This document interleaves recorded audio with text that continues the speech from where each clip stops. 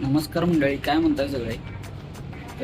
आजचा ब्लॉग खूप स्पेशल असणार आहे, कारण आज आपल्या चॅनलवरचा पहिलाच ब्लॉग आहे आणि त्याच्याबरोबरच माझ्या जॉबचा देखील पहिलाच दिवस आहे. तर बघूया पुढं काय काय होतं आहे. ब्लॉगमध्ये तुम्हाला सगळ्या गोष्टी मी सांगतो. ब्लॉग नक्की एंडपर्यंत बघा, खूप मजा येणार आहे. नमस्कार मंडळी, काय म्हणताय सगळे. आजचा ब्लॉग थोडा स्पेशल आहे, कारण आज मी कुठे फिरायला नाही, तर आज मी चाललो आहे माझ्या न्यू जॉबच्या ठिकाणी. म्हणजे तुमच्या भावाला लागला न्यू जॉब आणि तिथं आपण आत्ता चाललो आहे. आणि ऑफिस होतं आहे साधारणतः 9:30 वाजता ओपन होतं आहे आणि आता वाजल्यात घड्याळात 10:30. म्हणजे ऑलरेडी जवळपास 1 तास लेट झालो आहे मी.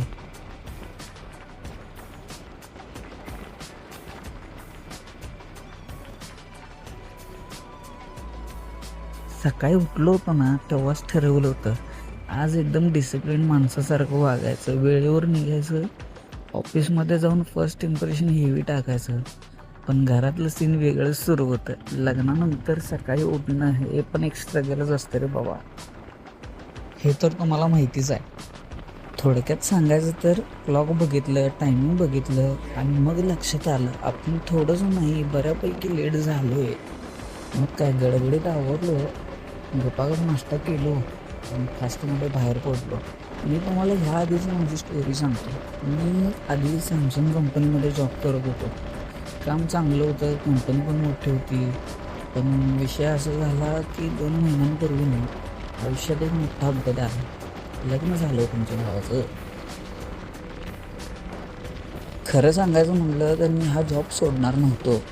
मी बॉसला पण विचारलं होतं की बाबा मी असं लग्न करणार आहे आणि मला 1-2 महिन्यांची सुट्टी लागणार आहे. बॉसचं म्हणणं काय होतं की तू लग्न करणार आहेस तर तुला मी सुट्टी देणार नाही असं नाही आहे. 8 दिवसांची मी तुला सुट्टी देतो. 8 दिवस लग्न कर आणि तुझं 8 दिवसानंतर आवरून ये गप्प कामाला. पण त्या बॉसला माहिती नव्हतं ना की मी पळून लग्न करणार आहे. म्हणजे खरं सांगायचं म्हटलं तर माझं जे लग्न झालं आहे ते लव्ह मॅरेज झालं आहे. म्हणताना मी दोघांच्या घरच्यांची म्हणजे दोघांच्या घरच्यांना हे लग्न मान्य नव्हतं.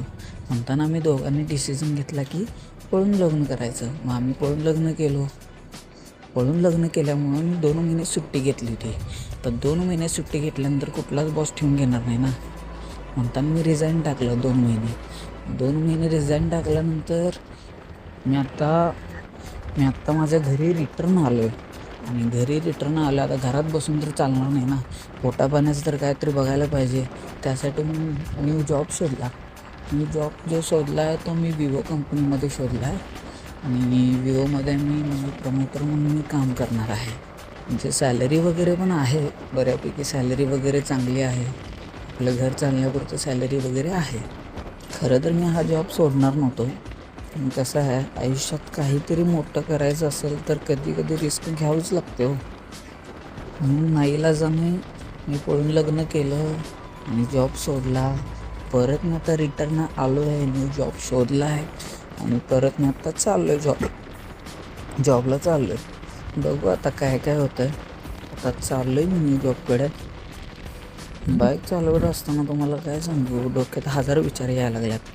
ऑफिस कसं असेल, माणसं कशी असतील, बॉस चिल असेल का स्ट्रेट असेल. पण एक गोष्ट क्लिअर आहे, मी ते घाबरायला आलेलो नाही आहे. मी आलो आहे काम करायला, नाव कमवायला आलो आहे आणि माझ्या मेहनतीचा आवाज पोहोचवायला आलो आहे. शपथ सांगतो तुम्हाला, पहिलाच दिवस आहे म्हणून तुम्ही जास्त दाखवायचा प्रयत्न केला तर सरळ सांगतो आपला ॲटिट्यूड सिम्पल आहे. रिस्पेक्ट दिली तर रिस्पेक्ट देणार आणि जर कोणी उगाच वाकडं पाहिलं तर आपण कमी पडणार नाही. इथे आलो मी सुट्टी काढायला नाही, इथे आलो राडा घालायला. कामात राडा, परफॉर्मन्समध्ये राडा आणि आयुष्यात पुढे जायचा राडा. आज लेट झाले म्हणून काय, लेट एंट्री म्हणजे कसं असते, वीक एंट्री नसते. खरा गेम तर आत गेल्यावर सुरू होणार आहे. बघूया आता काय काय होतं. तर मित्रांनो, हा होता माझा न्यू जॉबचा पहिला दिवस. आता ऑफिसमध्ये काय काय सीन होतं आहे, कोण भेटतं आहे, बॉस काय बोलतो, ते सगळं पुढच्या व्लॉगमध्ये तुम्हाला सांगतो नक्की.